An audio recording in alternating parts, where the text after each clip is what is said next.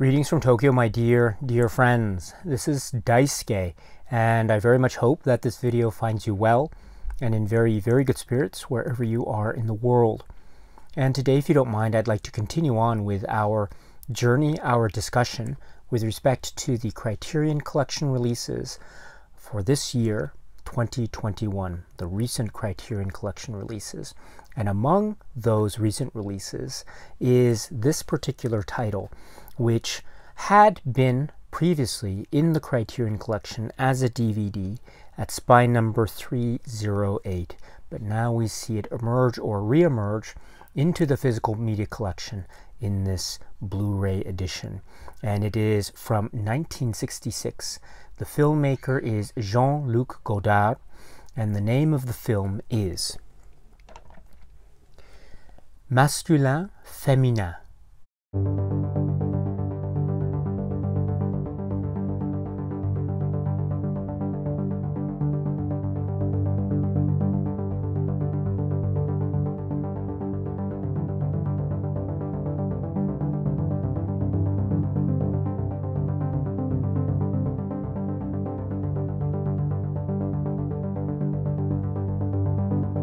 This is the film from 1966. This is from the filmmaker and artist Jean-Luc Godard, and it stars, among others, in its great cast, people like Jean-Pierre Léaud and Chantal Goya. And this is the film which is called, and please pardon me again for my very poor pronunciation of the French language, Masculin, Féminin, 15 faits précis. And this portion of the long form version of the title, 15 faits précis, can be translated into English as 15 specific events. And indeed, this portion perhaps indicates a type of structure or cinematically applied structure to this particular story or set of stories or tableau-based set of tales involving a certain group of characters that is being told through the cinematic expressions of Jean-Luc Godard and company. And what are those expressions, or what are those stories? Perhaps in terms of their essence, or the story essence, the film could be described as being a type of depiction of certain characters, say approximately in their early 20s. So a group of young characters, youth culture as expressed by these particular characters, among which are the characters played by Jean-Pierre Léaud and Chantal Goya.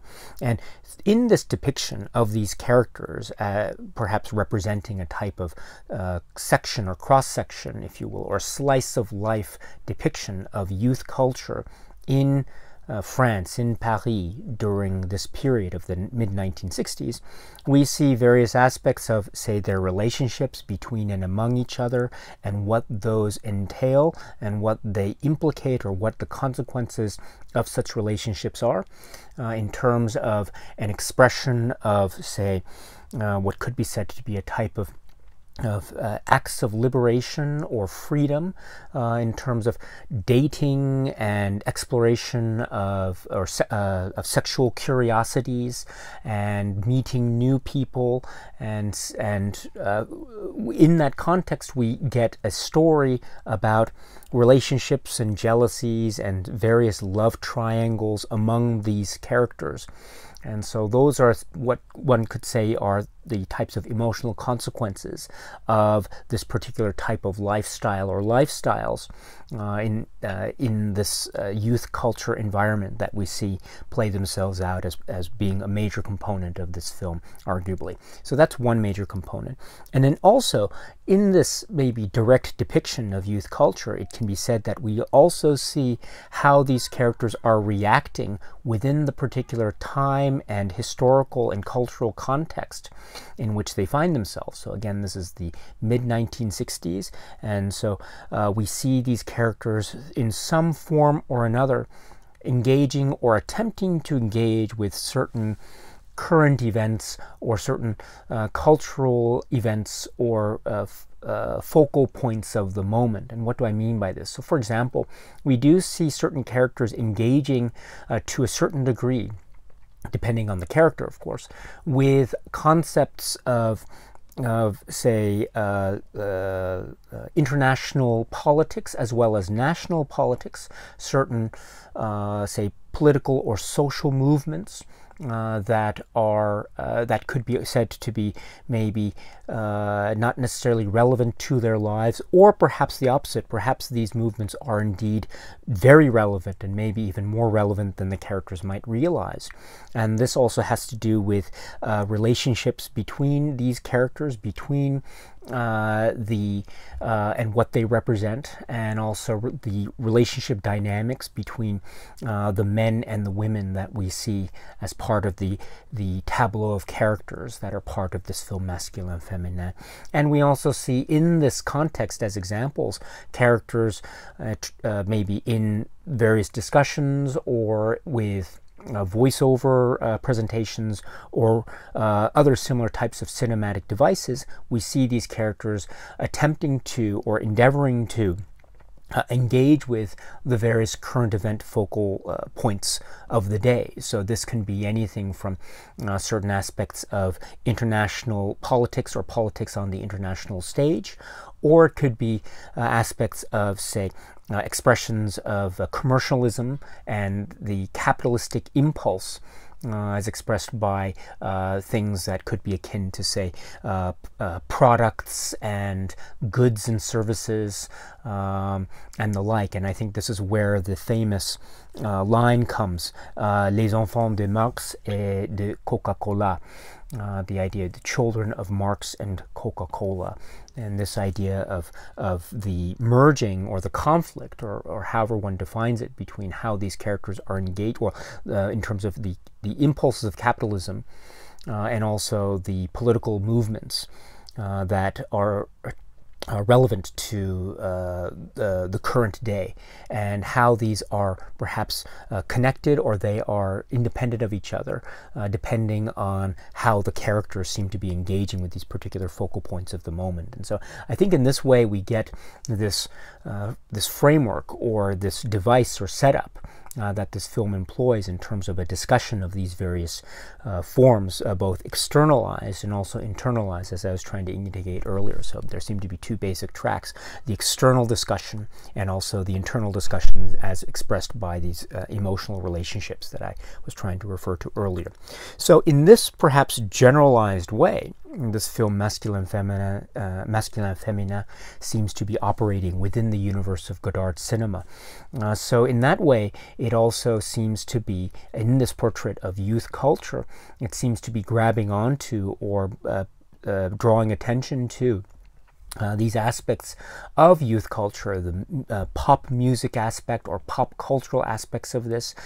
We also see the performers or the actors that are involved, Chantal Goya and Jean-Pierre Léaud, and what they represent in terms of their appearances and the significances of their particular appearances in this particular film. And we have this presentation in this Jean-Luc Godard type of free and liberated type of way. So in this way, it could be said to be a type of depiction of youth culture that is just as free and liberated as the characters that Godard is trying to depict. So that's one possible way of interpreting this film. But as with many of Godard's films, what can also be said is that there is a lot to contemplate, or potentially to contemplate. And in the context of this film, Masculin Féminin, I believe that it could be described as being an encapsulation of many different types of what could be described as being purposefully constructed contradictions. In other words, this film is filled with a lot of contradictions, even within the framework of the story and the context of the characters and what it is they're trying to engage with, both on an intimate level between and among themselves, and also on an externalized level in terms of how they're trying to engage with the outside world. Within all of these levels, I think, or I believe, that there are many types of what could be described, as I say, as purposefully constructed contradictions. For example, in the earlier comments that I was trying to make about how this film feels like it could be said to be about a type of depiction of youth culture that is just as energetic in terms of the way it is being filmed as the characters that it seems to be depicting. In other words, the pop cultural type of coolness, the chic coolness that seems to be captured in the film in terms of the subject also seems to be paralleling the filmmaking style itself. And I think there's a lot to be said about that type of viewpoint.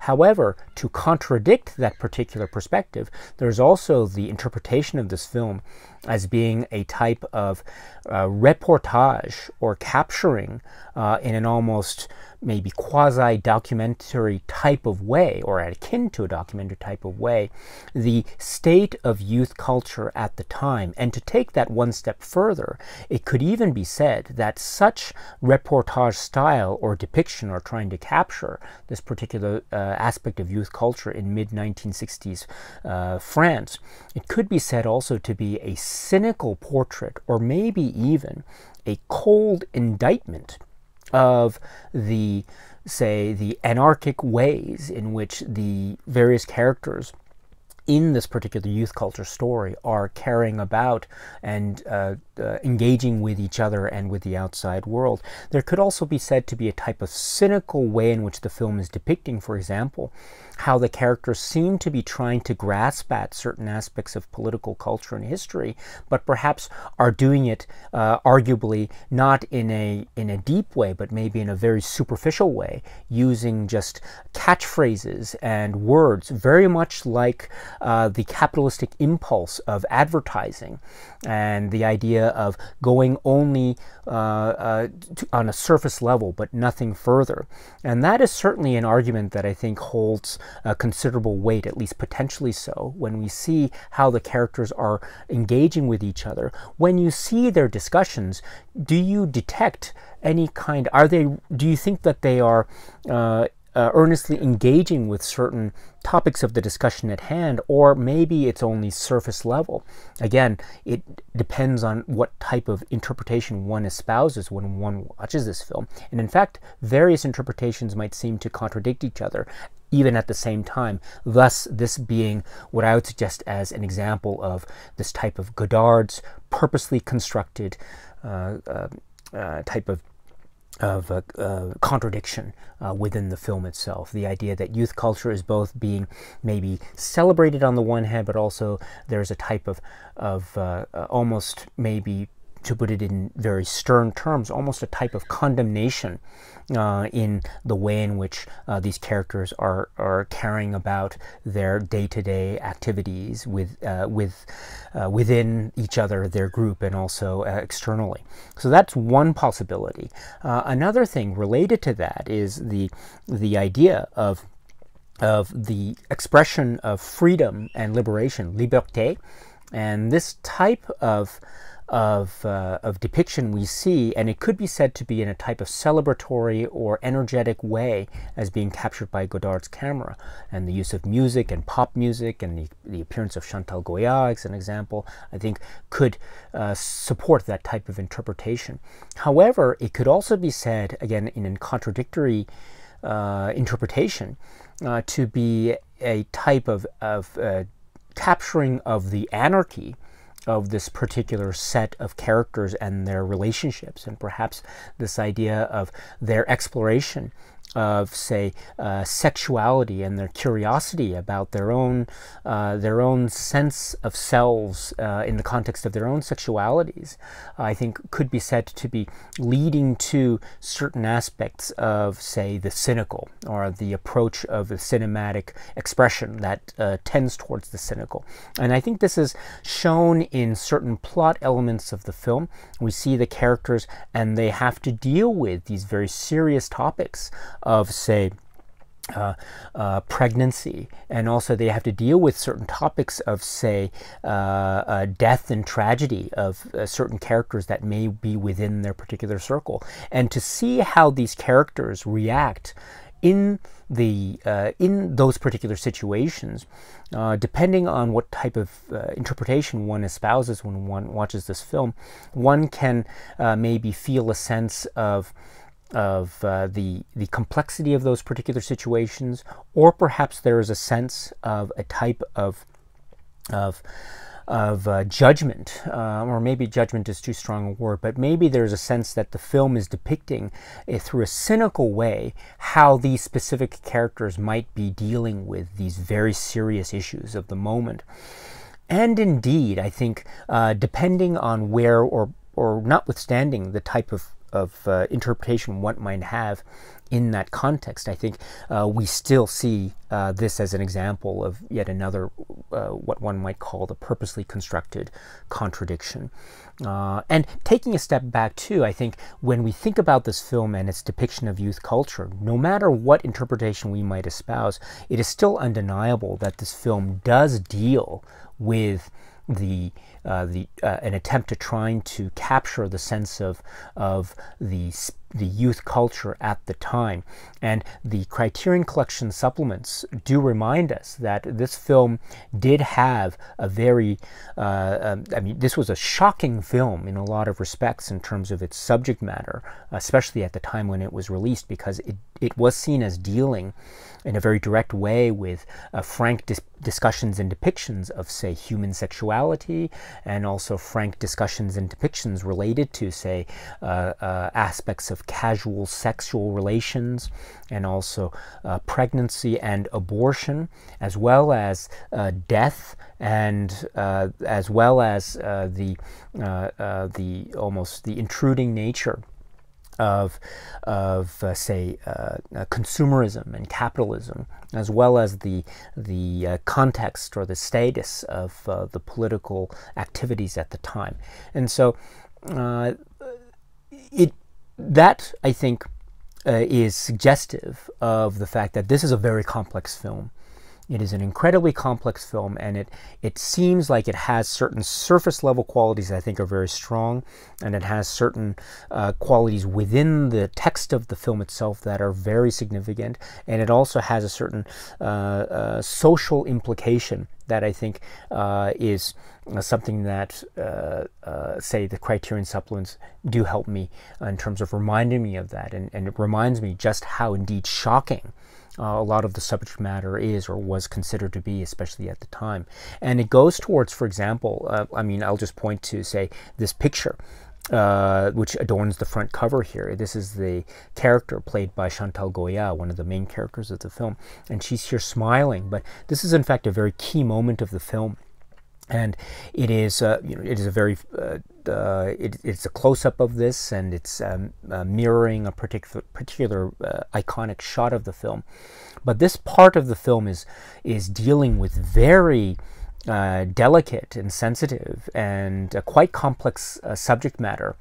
And it does go into various aspects that could be described or could be interpreted in many different ways, depending on one's viewpoint. It could go in an interpretation that, say, is quite dark, or could go into interpretation that is all the same quite complex. No matter what interpretation one falls in, ultimately this image is very, I think, emblematic of the film itself.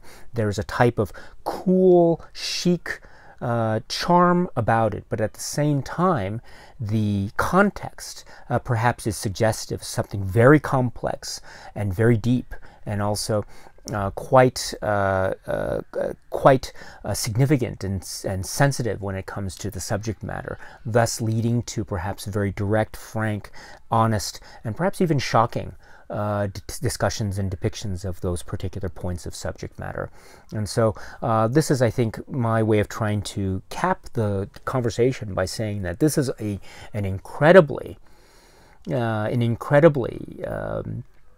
forceful work from Godard that is so complex, and indeed I admit that it is, there are so many complex aspects of it that go way over my head. But still, it is something like this Criterion release that really helps me to engage with it to the best of my ability, because it is a very engaging work indeed. This is the film by Jean-Luc Godard from 1966, and it is called MASCULIN, FÉMININ. With this Criterion Blu-ray release from earlier this year, 2021, what we have is the release or reemergence of this in the physical media catalog, this time purported to be based upon the new 4K digital restoration of the film. And this is approved by cinematographer Willy Courant, and I will talk about his discussion as part of the supplements momentarily.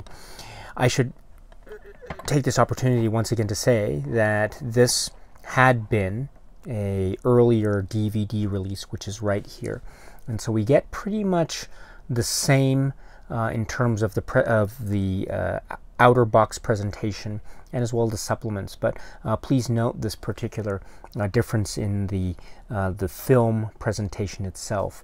This was the earlier DVD was a high def presentation, and now we're getting in the new Blu-ray a new 4K digital restoration presentation on the Blu-ray. And I must say that I had no issue necessarily with the DVD itself, the presentation itself, but I think the Blu-ray here, the new Blu-ray MASCULIN FÉMININ, is really quite excellent, and so it's a great addition to have in one's collection if one is interested, especially if you are a fan of the works of Jean-Luc Godard. So this Criterion Blu-ray, I think, is the way to go. Now, with respect to the supplements, as I mentioned, the supplements are the same as they were with the earlier DVD release, but they are excellent in their own way, and I'll try to explain why. The first supplement that can be found is a 1966 interview with Chantal Goya, and again, this is the actor who is here. She is depicted in this cover art photo design, and this is again from 1966, excuse me. This is approximately 4 minutes, and it is for Au-delà de l'écran. And here she is talking, or she is speaking a little bit about various topics about, for instance, appearing in this film and how she felt about appearing in this film, how her family felt about appearing in this film. And this does lead us to, or it reminds us of, perhaps this is or this was considered a type of shocking or maybe even controversial film upon its initial release. And I think that is hinted at quite strikingly in some of the questions and also the responses by Chantal Goya, who also provides her responses in this very charming manner and charming way. And it's I think a really nice interview to begin with. It's also current to the film release itself, again from 1966. So that's the first interview. And then, as a really fantastic means to compare and contrast, we have a 2005 interview with, once again, Chantal Goya, and this is approximately 15 minutes. The year 2005, I understand, corresponds to the year of the initial DVD release, and so that is again another supplement that was found earlier, and it's now found here as well. This is a remarkable thing for a number of reasons. She is talking, for example, about the particular role that she's playing in the film, and she talks also, she gives some really fascinating and insightful bits of information about, well, for example, she does discuss about the frank nature of some of the discussions had within this film and by the characters about, say, sex and sexual relations, and also the theme, or not theme, but the topic of sexual relations and casual sex, and also pregnancy. And there is a particular, Chantal Goya says that during a particular component of the film or filming, she was indeed, Chantal Goya was also at the time expecting. And so there is some very interesting comments regarding the parallel between her state of mind as herself, an individual human being, and how that compared or contrasted with the particular character that she was playing at that particular point in time of the filming. And this is a really complex, or it's very suggestive of the complex nature and perhaps even the shocking or controversial nature, or one of the controversial natures of this particular film. So we get, I think, a very direct commentary about this from Chantal Goya in this revelation of information. And she has this wonderful way of describing Jean-Luc Godard and his cinematic legacy, or Jean-Luc Godard as a filmmaker and artist. You either love him or you hate him. And so that, I think, is such a great way, or it's such an illuminating and illustrative way for this particular person who worked with Godard directly to describe what she views as being the perspective on Godard, especially at this point in the 2000s, looking upon his the career, and specifically on a film like Masculin, Féminin, which again is also hinting at the fact that it is a film that could be said also to be perhaps having been quite divisive back in the day because of its controversial nature. So I think this comment speaks to not just an outlook on perhaps Godard writ large, but also an indication of the complex nature of viewing this film, Masculin, Féminin. So all in all, a wonderful conversation with Chantal Goya, and it serves not just as a great compare-contrast with the earlier 66 interview, but also to get the comments about working with Godard and the various layering of complexity in terms of her performance and her character vis-a-vis herself. So well done. So please check it out if you can. Next is another discussion interview with Willy Courant, and he is the cinematographer, director of photography, and this is also very important too, because this is approximately 12 minutes, also from the earlier DVD, and he is speaking about of course, the nature of the production of the film itself, or specific aspects of the production. He does remind us that this was a co-production, co-French-Swedish production, and that perhaps is one of the reasons why there is a particular component of the film, a so-called film within the film, that we understand was prepared or it was made in Sweden. And we do get an indication of that in a separate supplement. Also, he speaks about the nature of the aspect ratio, and how a lot of the framing was essentially at the whim of, say, the particular viewing of it at a particular movie theater, or the projectionists framing at the time. And he also speaks about the relationship between Jean-Luc Godard and Raoul Coutard, and also how he, Willy Courant, how he fit into this particular, say, working relationship equation in the framework of the cinematography of Jean-Luc Godard overall. So it is, again, another really fascinating conversation with one of the key participants of this film. So please check this out if you can. Again, this is approximately 12 minutes. And that's not all, because then we get another discussion, again from 2005, again also taken from the earlier DVD release. And this is with Jean-Pierre Gorin, and it's approximately 15 minutes. Now, he goes into other great details about the particular filmmaking process, Godard's choices and style, what the possible influences might have been. For example, Gorin makes mention of, say, the film Journey to Italy, and also he talks about the political context in which this film finds itself. So he speaks about, say, it finds itself in the period of the mid-60s, where it's in between the end of the Algerian War, and then it precedes, say, the point of May 1968. So we find it's in the mid-60s. This is the period of Charles de Gaulle, or to be even more specific, we have the film that seems to be part of, or maybe it's setting forth the fabric or the feeling in the air leading up to or resulting from the de Gaulle election, Charles de Gaulle and François Mitterrand.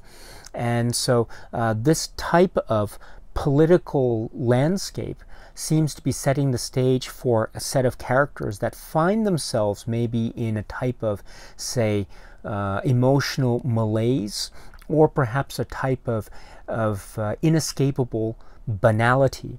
And this is a really interesting conversation too, because then Godard then makes a type of interpretation of the film Masculin and Féminin as being in many ways an endeavor by the filmmaker to, in essence, express the banality of life and the boredom that is part of life in one's 20s. And he makes the argument, I think a very successful one, about how a lot of this film could be said to be about characters that are in a state of boredom. What are they going to do? How are they going to pass the time?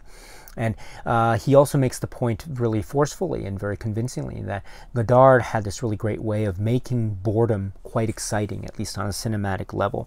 And so this is, I think, a really great conversation. It does touch upon the, say, the political context, as well as the idea of banality. And that's, I think that is also inherently a way in which we see the further implications of the contradictions of this film.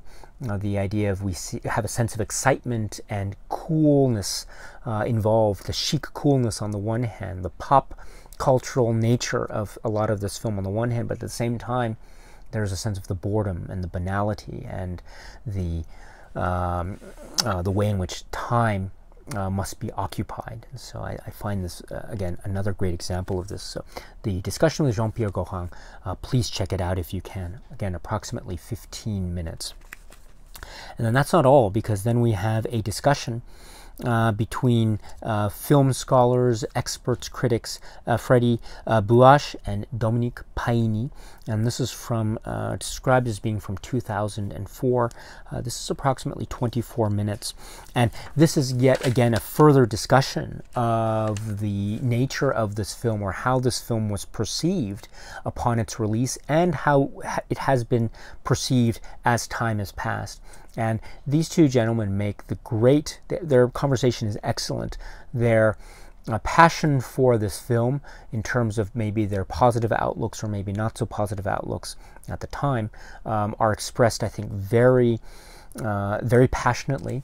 They do make mention of the fact that there appeared to be maybe, there is this dialogue perhaps between the film and what could be described as being its Marxist tendencies, or maybe its attempts in a cinematic form to express themes of Marxism through cinematic techniques such as maybe direct editing, or even senses of irony as embellished or applied by Godard on the one hand, and then also the idea of the commercial impulse and the capitalistic trajectory of this particular culture at this particular point in time. And so this, I think, lays the foundation for a really key component, arguably not just for this film, but also Godard's cinematic body of films in this period of the 1960s. And so, and it's, I think they also make the case very strongly about how this could be said to be a very dark film, a very cynical film, and one that is, and they describe some of the reasons why it was considered very shocking, especially at the time.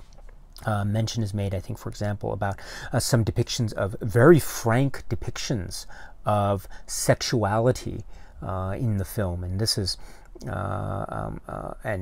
how this it's talking about certain themes of youth culture and life and living that perhaps were never dealt with in this direct way in films leading up to it. And so in many ways it's not only shocking and controversial, but it's also in certain aspects pioneering and quite groundbreaking, at least when we listen to how Buache and Paini reacted to it and responded to it at the time of its release and then leading up to now. So for these and other reasons, this discussion is another essential one. So please check it out if you can.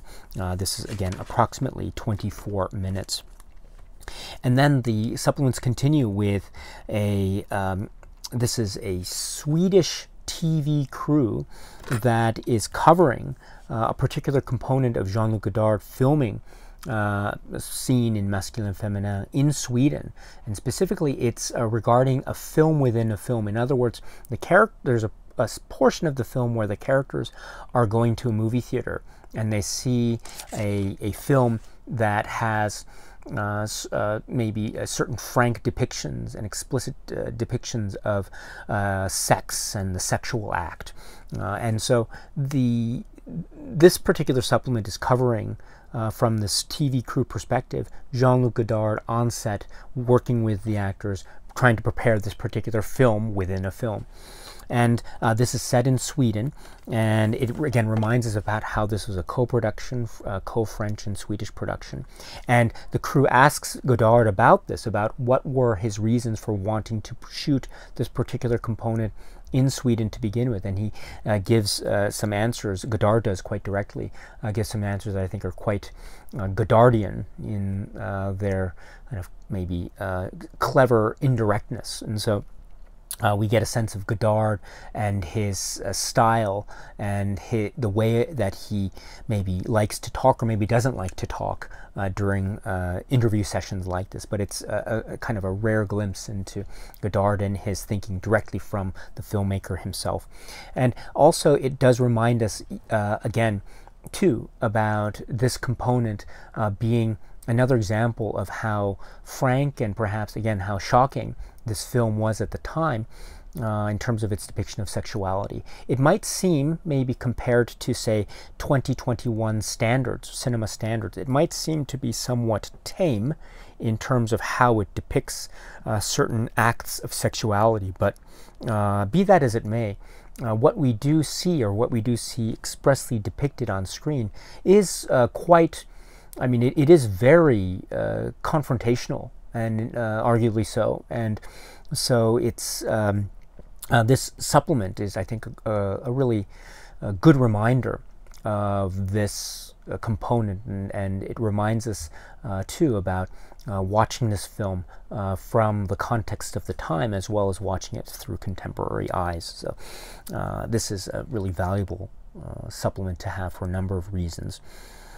And then to continue on with the supplements, we have the trailers. So we have two trailers here. First is the original theatrical trailer, and then we have the Rialto Pictures 2005 re-release trailer. And these are both really cool and interesting for their own respective reasons. The original trailer, again, reminds us about how this was given a certain, I guess it was, when it was shown, upon its initial release, no minors were allowed in the theater. And so it had this interesting tagline, and I'm paraphrasing, about how this is a film about youth culture, or the youth, and the youth aren't even allowed to go into the film to watch the film. And so that became almost in a way a means by which this film was being marketed, and that was, I think, a very clever way of dealing with it. It also reminds us once again just how controversial the film was, or it was perceived at the time of its release. And so that's the original theatrical trailer. So it's really valuable for a number of reasons, one of which I would suggest is, again, a reminder of the impact of this film at the time. And then we have the re-release trailer from 2005, and this is a very cool, very well-produced trailer. It's very clever too. Again, it is playing with this idea of the children of Marx and Coca-Cola, and there's a clever way in which it makes reference to that towards the end. So please check out these trailers if you can. Very worthwhile. Then to sort of conclude the discussion, let me just say that I have taken out the booklet itself, and it is a staple booklet, and I'm a big fan of this, and so I'm very happy that this is here.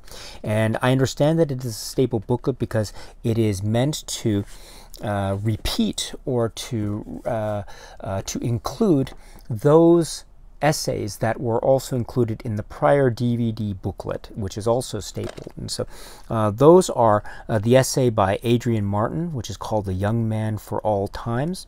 And then we have On the Set of Masculin Féminin by Philippe Labro, which is a reproduction of an article that originally appeared according to the Criterion collection in 1966. And so each of these essays or each of these writings is very valuable in their own way.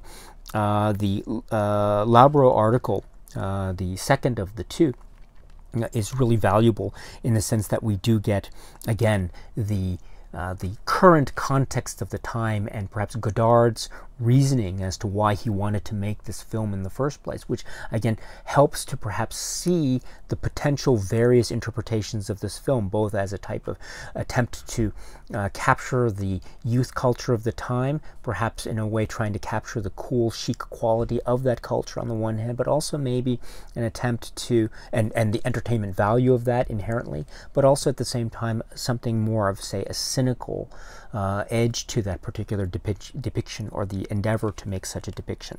So those are hinted at, I think, quite strongly in this article. And then the first of the two writings is the Adrian Martin essay, The Young Man for All Times. And this is, I think, it's a great essay. Really great essay. Please check it out if you can. There are some really clever moments in particular. Perhaps one of the most famous, I referred to it earlier, one of the most famous kind of quotes or references from the film is this idea, the children of Marx and Coca-Cola, les enfants de Marx et de Coca-Cola. And Adrian Martin has this really clever way of using that particular quote or reference when he's talking about the characters played by Jean-Pierre Léaud and Chantal Goya, respectively, and how they seem to be maybe similar on the one hand in terms of their various representations of youth culture overall or generally, but then if you think about their characterizations, how they seem to be departing, not just in terms of the characters, but maybe in terms of their trajectories as professionals, in terms of Jean-Pierre Léaud and the types of films that he or his career in terms of his acting that came after Masculin Féminin, and also Chantal Goya and the trajectory of her character, or the trajectory of her career, excuse me, after this film. In terms of her work with children's programs and singing and the like. And so there's a very clever way in which Adrian Martin applies the Marx Coca-Cola quote to these various trajectories. And this is an example of how great this particular essay is. It goes also into the idea of perhaps Godard was trying to or endeavoring to make a reportage type of film akin to a documentary, and in that way it is capturing these, what I referred to earlier as contradictions within that particular, say, culture or the subject matter that's being depicted.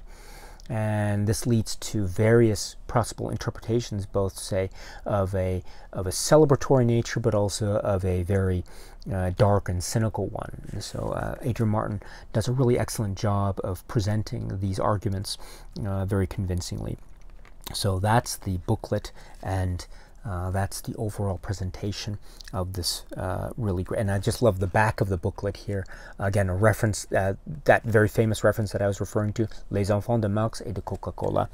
And then we have a shot of the two main characters here as well. So this is, I think, so filled with a type of clever metaphorical type of presentation about it. Very clever indeed. And we also saw that in the earlier DVD booklet, by the way. So, my dear friends, this is the new Criterion release of the Godard film Masculin Féminin, a type of exciting film, and it's also a potentially nuanced, complex, and dark and shocking film at the same time. So And I think this is very emblematic of the type of cinematic work that we see from Godard during this period.